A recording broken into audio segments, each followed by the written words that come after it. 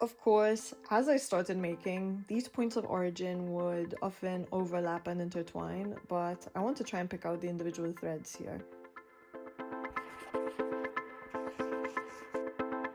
I was able to look back and identify like the importance of this as early as I can remember, but it's basically the concept of the table.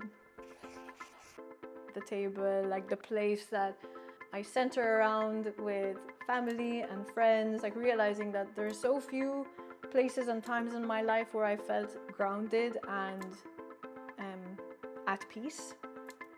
And one of the places that I consistently felt that feeling was at like a dinner table, a kitchen table. And I just started looking at what does it mean to be like physically fed and at the same time emotionally fed. My family has always been also like a place of refuge for people. So people who have like needed that place to feel just like relaxed and cared for, gravitated towards this dining room table. And so I was able to look at the fact that food has really been central to my expression and central to my love affair with creating, to the point that my studio name is quite literally Pocket Sandwich Studio. But there was more to it. There was this feeling of looking for a place to feel grounded, where I felt that for so much of my life I felt like somewhat untethered because of this disconnect with really understanding who I am and why my brain is the way it is. And the table represents connection to me. Wow! How nice. Do you recognize what you're looking at? If I made it a bit obvious with where I put it. Nice, oh wow. Nice! The table. Love it. Chris, Thank you. sweep all your food things. I love the colours too. Wow. Really cool. It's very cool. The table on the table. Yay. Love it. Proset. Thank you. Really Proset, dear. I've also been really drawn to the theme of vessels and the concept of the overflow and how it links in my mind to the overwhelm, but also thinking about these vessels filled with all of the experiences that form us, of the people we interlock our lives with, and of the heritage we are a part of. Vessels are usually the key archaeological find of every age and epoch.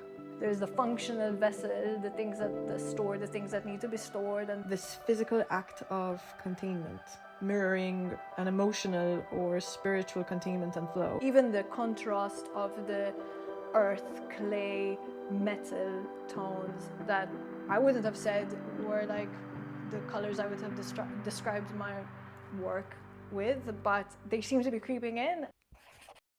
I think this was probably the one that I was most sure would be a thing going in, and that was exploring the concept of like local natives. What does it mean to be local to some place or to a group of people or to a space, and what does it feel to be native to that space, and how do those things interact when I've been a local of a very different series of places coming back to the space that I am native to, and how that dynamic shifts and shapes. And I have been for years really fascinated by things like the ubiquitous Baitrata Shok, where I'm like, it's so dominant in, you know, most people's close your eyes, visualize a Maltese countryside, but it's not actually like a local native to Malta. But it's become so adopted into our view of what I as the native countryside of Malta. And so I've really been fascinated by like what we let in, what we let be embedded in us, like that process of, you know, I guess the discomfort that's involved with grappling with the things that are, you know, part of your native expression that you find difficult to reconcile with. So I think it's come out in, funnily enough, probably the most kind of like kitsch and playful way, where it's looking at these symbolic visuals of, you know, Maltese natives and allowing them to be the starting point of more and